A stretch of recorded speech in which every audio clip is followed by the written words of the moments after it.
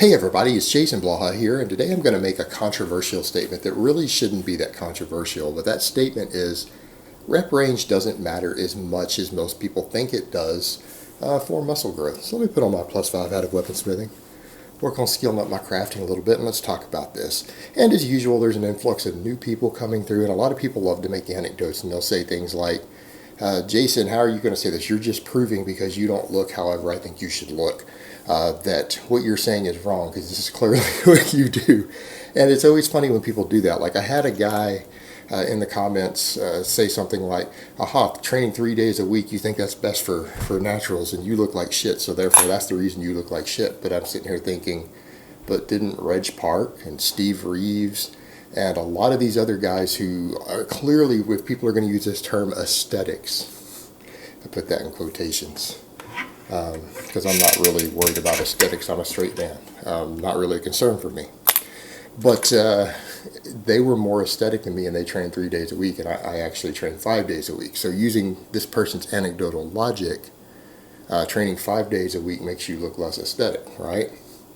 I mean, if that's how we're going to do it, same thing. I talked about chin-ups versus curls, and I explained that chin-ups are probably better for bringing up lagging biceps. And people will say, hey, Jason, well, you have terrible biceps, so therefore that's the purpose because you do chin-ups instead of curls, but I do curls.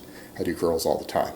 So therefore, your actual evidence, if you don't think I have good biceps, is that curls suck. You're actually proving my point. And, you know, people don't get this. It's like you try to put out information and people want to make it personal about you, and you can't do it that way, guys. You've got to take information at face value and look at it. And don't shoot the messenger. If you don't happen to think that person looks the way you think they should look or performs the way you think they should perform, that doesn't mean that they're wrong. Would it be any different if Ronnie Coleman or Bill Kazmaier had said the same thing or whatever? I mean, think about it in that perspective. But that little diatribe aside, rep range and muscle growth, you know what, it doesn't matter that much. People like to throw out terms like the hypertrophy range. You know, they'll talk about 8 to 12 and the strength range and power range or muscle endurance range. But you know what, guys? The hypertrophy range, that shouldn't even be a term. And the reason is performance is what is affected by rep range, rep tempo, things like that. There's a term in exercise science called specific adaptation to imposed demands. All right? And what that means is that your body adapts to the specific stress that you put it to it. It might have some carryover to other things, but oftentimes not. It responds specifically to what you train and condition it to do.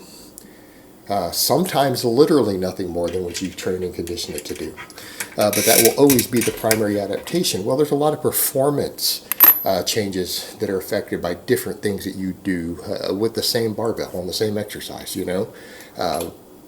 That's what we have to look at. There's a performance difference between doing speed reps for triples. There's a performance difference with doing sets of 10, sets of 20, doing 1-rep maxes. Rep range, intensity, rep speed, all of that, those are performance elements. But the structural elements to all of them require a physical adaptation. What's the only real way muscles can adapt to resistance on a structural level? Muscle fibers get thicker. Now, we could argue that certain rep ranges might make certain types of muscle fibers get thicker at slightly different ratios and rates than others. All right, that can be an argument in some cases, but it's still all muscle growth. And if you guys want to understand that better, go look at the host of studies out there. Start with Dr. Brad Schoenfeld stuff. You know, he did a study some time back, I think 2 or 3 years ago, where he wanted to look at basic training volume versus intensity, and he did a study for X number of weeks on people in 2 groups, and he had one group do something like 3 sets of 10 on these exercises, 3 sets of 10, which is, you know, about 30 reps, to failure. I think it was to failure, whatever, 70% of their max.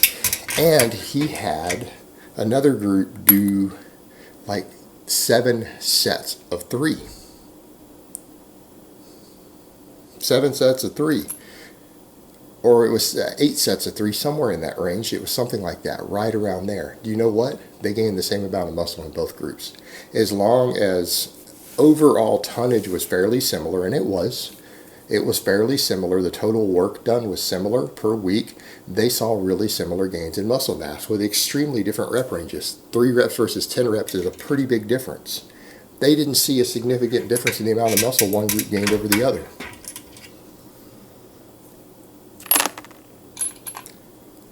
How about when we've looked at ultra high reps? Again, study done a few years ago came back and they looked at people doing ultra lightweight to failure, doing like 4 sets of 25 reps to failure, and compared it to 4 sets of 10. Which one do you think gained more muscle? Neither one. They produced similar growth metabolites. Now, they didn't track it in the long term, but all the indication as far as tissue disruption and everything goes indicated that they stimulated similar amounts of muscle growth. And when you look at this stuff, you know what you find? 8 sets of 3, 5 sets of 5, 3 sets of 10. When we look and compare these different things in studies as far as muscle growth goes, what do you think we find? They all produce similar amounts of muscle growth because you're still doing a given amount of work, and the body has to adapt to it. It has to adapt structurally in the muscle tissue. And the biggest structural adaptation that muscles make is they get bigger. Now, it doesn't mean that rep ranges don't matter as far as different periodizations and things go. But you know, the truth is, as long as there is a general movement upward in the amount of workload that you're doing, you over time either can do more reps with the same weight. You can increase the weight as long as there's a slow general upward trend in the amount of work that you're subjecting a muscle to, you're going to continue to grow.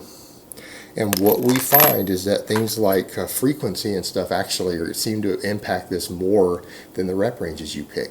You get similar amounts of muscle growth as long as sufficient volume is done, as long as sufficient tension is applied to the muscle. You get very similar growth patterns. And you know, a lot of the experts will say things like, well, looking at all the data, you seem to need somewhere between around 21 to 30 reps to get a muscle to stimulate fully as far as muscle growth goes. And anything beyond that, it starts to taper off very, very quickly in terms of muscle gains. Meaning, after about 30 reps that you've subjected a muscle to of actual work, any gains beyond that seem to taper off quite a bit. You're getting very, very little for any extra work done. And that might seem like a fair amount of reps till people realize that there's an overlap. You know, you can only really look at that in the context of isolation exercises, because when you throw compounds in, it's very, very easy to get there. It's very easy to get to 30 reps when you consider that things like squats and deadlifts have a massive overlap. When you start looking at exercises like chin-ups that work a ton of different muscles, bench press, weighted dips, push presses, it becomes obvious that it's very, very easy when you look at the overlap of muscles that get hit with big, heavy compounds, that getting there isn't actually that difficult.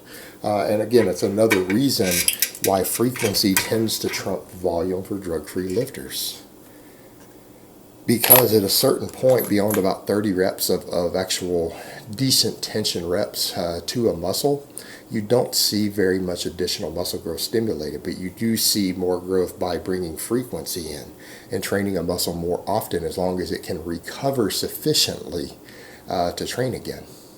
So that's one of the reasons, again, that makes a lot of sense, because it's really easy to get to 21 to 30 reps. It's not difficult. You can come in, you could come in and pick 5 or 6 exercises and do 3 sets of 5, 3 sets of 8, whatever, and pretty much hit the whole body for over 20 reps in 30 minutes sometimes. It really isn't that difficult if you're depending on what exercises you're selecting.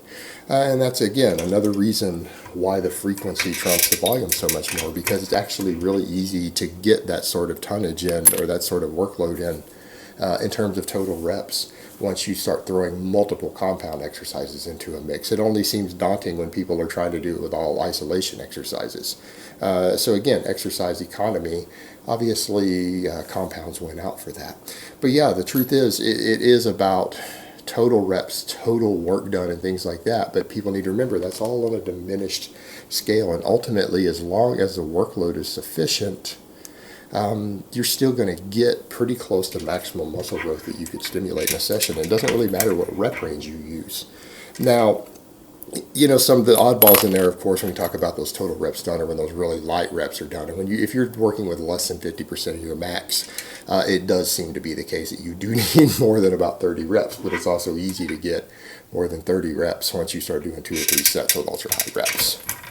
But you know, the data has been pretty interesting out there. That, you know, when you have studies that show that 8 to 12 rep sets produce similar muscle growth to doing multiple sets of each of 25 rep sets, and then we go back and we see doing higher numbers of sets for triples produces the same amount of muscle growth as doing 3 sets of 10, it does start to become pretty obvious that all rep ranges have the capacity to produce roughly similar amounts of muscle growth in the grand scheme of things.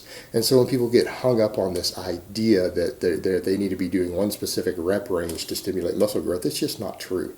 In other words, there's more than one way to go about doing things, and being dogmatic about something like that when the evidence out there suggests the rep ranges that can induce significant amounts of muscle growth is a very, very vast, a very wide range. Alright guys, but that's really all I have to say on that today. I hope it's been informative, and I will talk to you guys next time.